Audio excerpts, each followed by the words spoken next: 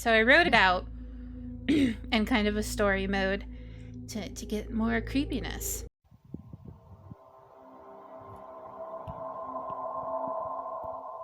Let me start off by saying, to be fair, we didn't know the house was evil. It all started the day we moved into that house. It used to be a barn at some point, or at least that's what my mother told us. It was a nice house. 2 bedrooms, 1 bathroom, and a big loft. It had a massive kitchen and one really unnerving dining room. The whole thing was covered in long mirrors, from floor to ceiling. I've always hated mirrors. They were the creepiest things in horror movies to me. I hated any scene where a character saw something behind them in the mirror, only to turn around and it wasn't there.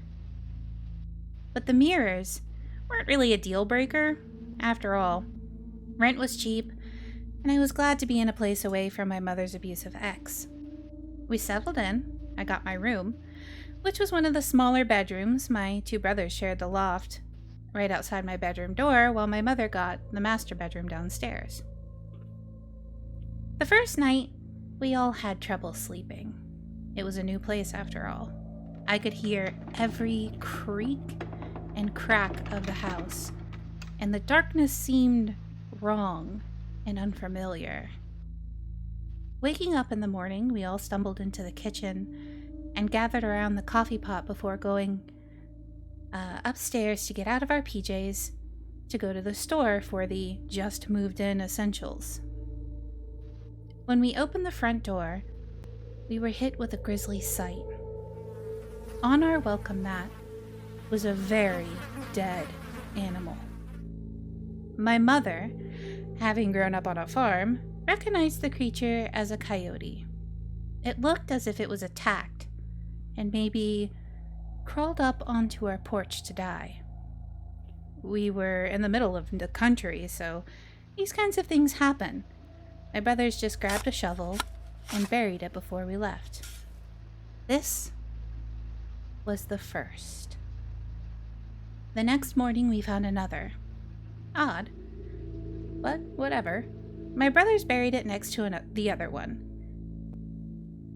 That wasn't the only odd thing happening, though.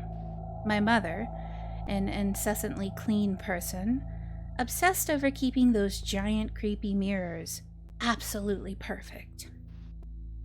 We woke up one morning to her fussing, a roll of paper towels and Windex in hand, scrubbing at the walls.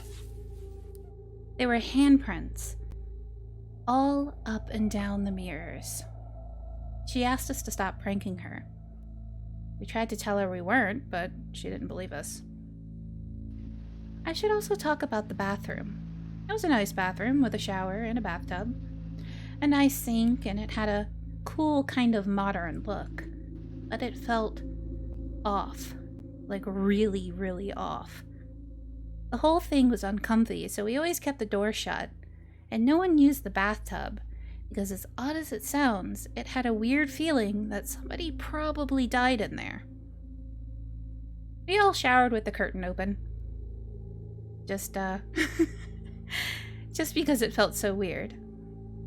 Even though the bathroom looked new, the door was strangely ill-fitting. It had a gap at the bottom, an issue the landlord promised to take care of.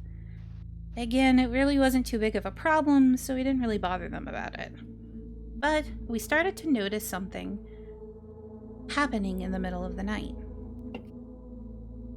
With the door closed and no one inside, the light started flickering on. Soft crying and footsteps could be heard, and feet-shaped shadows could be seen in the gap under the door.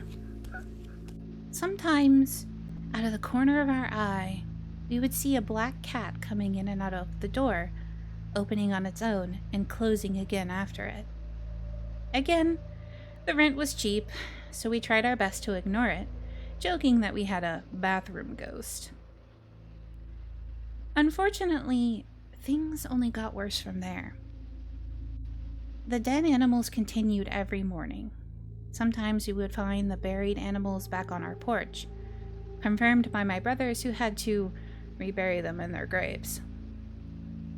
The handprints continued to show up, even when we spent time away from the house. My brother, a normally very stoic... I got a raid. I'm telling a story. I'll get to you after. My brother, a normally very stoic person, fearfully reported at night, my bedroom door was opening and closing on its own. Sometimes he would see a shadowy arm reach out from the doorway's incredible darkness to touch the wall before closing the door again. Eventually, he caught the door doing this on camera, thinking we wouldn't believe him. On top of all that, we found a set of graves on the property. Twin girls that had died at a very young age, just a few months apart.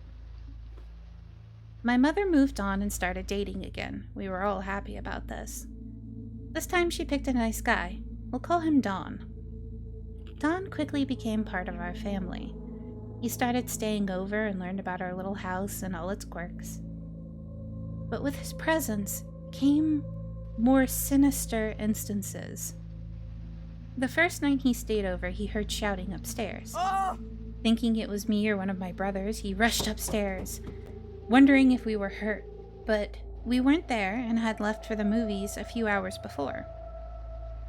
As he turned to leave to go back down the stairs, he felt something shove him hard, causing him to tumble down the stairs. It scared him, rightfully so, and my parents decided that it was time to find a new place that we could call our own. So they started looking. Now, I'm not saying the house was sentient, but after that conversation, it seemed to get almost more aggressive. We were all scared of the stairs. Doors started to slam, and the bathroom ghost even became active during the day. The animals continued showing up, and my mother began hearing things whisper to her while she was trying to sleep. She swears up and down that it was me and my voice she was hearing, but she knew it wasn't me because it was calling her Mommy, something I never did. It was always Mom or Mama, or the rare occasion where I was being funny, calling her Mother. There were a few times we would come home to the heat turned all the way up and all the cupboard doors open in the kitchen. On a very late night drive back home, we saw a really tall humanoid shape standing in the bushes by our mailbox. As we passed, he shrank back into the woods. The day finally came when we were approved for a place and we started packing. We literally did it in one day, just eager to get out of that house. So we shoved everything into a moving truck and opted to sleep on the living room floor so we could get up in the morning and just go. At exactly 3:30 a.m., all hell broke loose. It started with the cry of a baby. It woke us all up. The bathroom ghost was active and we could hear knocking against the glass mirrors in the dining room. As the crying ended, the lights started flickering, and suddenly all the fire alarms in the house started blaring, and we smelled smoke. My stepfather, well, now stepfather, being the responsible adult he is, ran around the house looking for it, but there was nothing there. We said, "Screw this," and grabbed all our stuff, got in the car, and decided we would rather sleep in the car than in the house. While leaving, the lights flickered on a few times, and silence. Later on, a few years after this whole thing had passed, we drove past the house just to check on it. I know other people have moved in since, but on that drive past, it was abandoned. Police tape securing the door, and a dead animal on the porch. And that's my story about the house I used to live in.